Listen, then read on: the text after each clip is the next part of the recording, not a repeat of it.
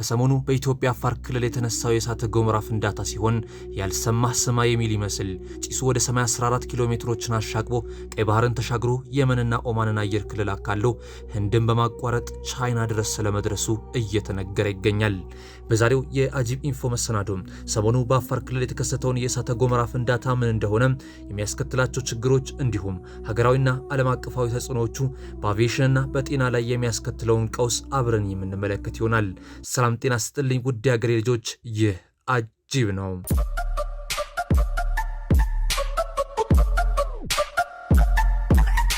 የሃይሊ ጉቢ እሳተ ገሞራ በኢትዮጵያ አፋር ክልል የሚገኝ ሲሆን ምስራቅ አፍሪካን ለሁለት እየሰነጠቀ ነው ከሚባለው ሪፍት ቫሊ ውስጥ የሚካለል ከኤርታሌ ቮልካኖ ከባቢ ውስጥ የሚመደብ የሆነ ቮልካኖ ነው።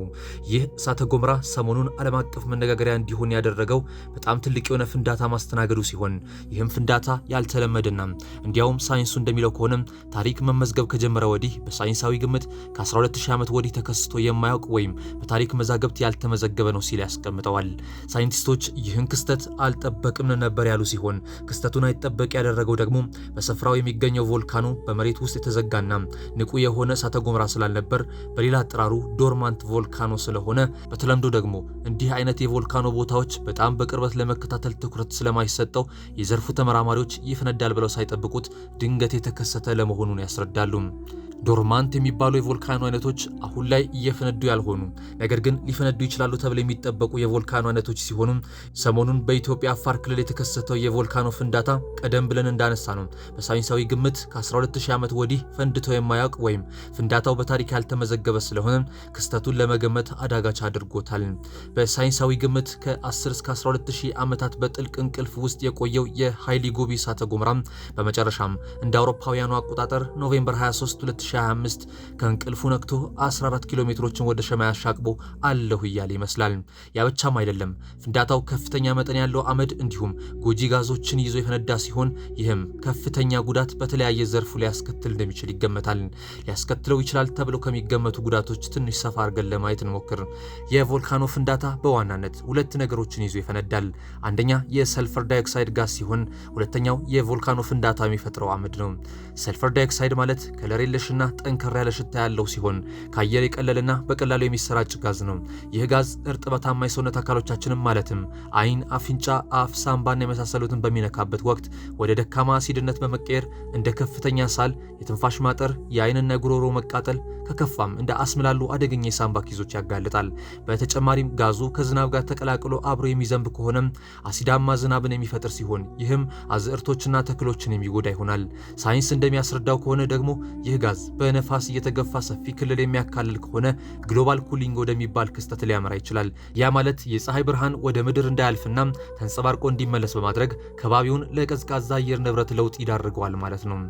የቮልካኖ ፍንዳታ የሚፈጥረው አመድ ደግሞ እንደ ኖርማል አመድ ሳይሆን ጥቃቅን አሸዋና ደቃቅ ብርጭቆችን የሚያካትት ሲሆን እንደ ሰልፈር ዳይኦክሳይድ ኬሚካላዊ ጉዳቶች ሳይሆን አካላዊ ጉዳቶችን የሚያመጣ ነው። ይህ አመድ ወደ መሬት በሚያርፍበት ወቅት የተለያዩ መሰረተ ልማቶች ላይ ጉዳት ያደርሳል። በተጨማሪም በአቪዬሽን ኢንዱስትሪው ላይ ቢሆን ጉዳትን ማስከተል የሚችል ሲሆን ምክንያቱም ፕሌኖች ይህ አመድ ባካለለው ቦታዎች ላይ ለመብረር ስለሚቸገሩ ነው። ፕሌኖች ይህ አመድ ባካለለው ቦታ የሚበሩ ከሆነ አመዱ በፕሌኑ ሞተሮች፣ ሴንሰሮች እንዲሁም አስፈላጊ የሆኑ የፕሌኑ አካሎች ላይ በማረፍ ስራቸውን በትክክል እንዳይሰሩ ያደርጋል። ይህም ለከፍተኛ አደጋ ያጋልጣል። አሁን ላይ ታላላቅ ዓለም አቀፍ ሚዲያዎች እንደዘገቡት ከሆነ ከኢትዮጵያ አፋር ክልል የተነሳው ይህ የቮልካኖ ፍንዳታ ጭስ ወደ ሰማይ 14 ኪሎ ሜትሮችን አሻቅቦ ቀይ ባህርን ተሻግሮ የመንና ኦማንን አየር ክልል አካሎ በህንድ፣ ጉጅራት፣ ረጅስታን፣ ደልሂ፣ ሃሪያናና ፑንጃብ ድረስ ስለመድረሱ እየተነገረ ይገኛል። የህንድ ሜትሮሎጂካል ዲፓርትመንት እንደገለጸው ከሆነ ደግሞ ጭሱ የህንድን አየር ክልል አልፎ ወደ ቻይና አየር ክልል መዝለቁን አሳውቋል። በአሁኑ ሰዓት ፍንዳታው በርካታ ዓለም አቀፍ በረራዎችን እያስተጓጎለ ሲሆን ይህም በአቪዬሽን ዘርፉ ላይ ተጨባጭ የሆነ ችግርን እያስከተለ ይገኛል። የፍንዳታው ጉዳት በዚህ አያበቃም የሚሉት ሳይንቲስቶቹ በሚመጡት ቀናት ውስጥ ሌሎች ተያያዥ ችግሮች ጭሱ ካካለለው የተለያዩ ቦታዎች መነሳታቸው አይቀሬ ነው ይላሉ።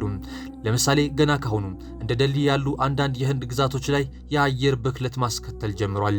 የ12000 ዓመታትን ጸጥታ ሰብሮ የፈነዳው የሃይሊ ጉቢ እሳተ ገሞራ ፍንዳታ አሁን ላይ ጋብ ቢልም ያስከተለው ተጽዕኖ ግን አላለቀም። በዓለም አቀፍ ደረጃ በአቪዬሽን ላይ ያመጣው መስተጓጎልም ቢሆን አስቸኳይ ትኩረት የሚያስፈልገው ሲሆን አሁንም ግን ሌሎች ተጠባቂ ችግሮች ፍንዳታውን ተከትሎ በአካባቢው ላይ እያዣበቡ ይገኛሉ። በመጨረሻም በድንገት የተከሰተውና ኃይለኛ የሆነው ይህ ክስተት በምስራቅ አፍሪካ ስምጥ ሸለቆ ተለዋዋጭ ባህሪ ግልጽ ማሳያ ሲሆን እንግዲህ እንደገና የነቃው ይህ ግዙፍ እሳተ ገሞራ በመከታተል ችግሩን አስቀድሞ በማወቅ አስፈላጊ እርምጃዎችን መውሰድ ከዓለም አቀፉ ማህበረሰብ ይጠበቃል። ለዛሬ የነበረን ቆይታ ይህን ይመስል ነበር። ለዚህ ቤተሰብ አዲስ ሆናችሁ ካላችሁ ሰብስክራይብ የሚለውን በመጫን በየሳምንቱ የሚቀርቡትን አስገራሚ፣ አስደናቂ እንዲሁም ለማመን የሚከብዱ እውነታዎችን እንዲሁም መረጃዎችን ከዓለም ዙሪያ እንድትከታተሉ ጋብዛለሁ። በቀጣዩ መሰናዶ ተመልሰን እስከንገናኝ ድረስ ፒስ